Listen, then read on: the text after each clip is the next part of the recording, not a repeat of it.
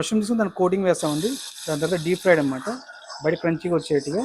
So oil తీసుకొని ఆయిల్తో పాటు పచ్చిమిరకాయ, కరివేపాకు, కొంచెం వెల్లుల్లి, అదేవిధంగా కాజు చక్క మంచిగా ఫ్రై అయిన తర్వాత కొంచెం వాటర్ పోసుకొని ఆ తర్వాత మంచి క్రంచిగా వేగిన మష్రూమ్స్ ఉన్నాయి, మష్రూమ్స్ వేసి సాల్ట్, కారం, మిగతావి సౌత్ ఇండియన్ స్పైసెస్ ఏమైనా వేసి ఉలవచారు. అండ్ ఉలవచారుతో బెస్ట్ వచ్చేది క్రీమ్.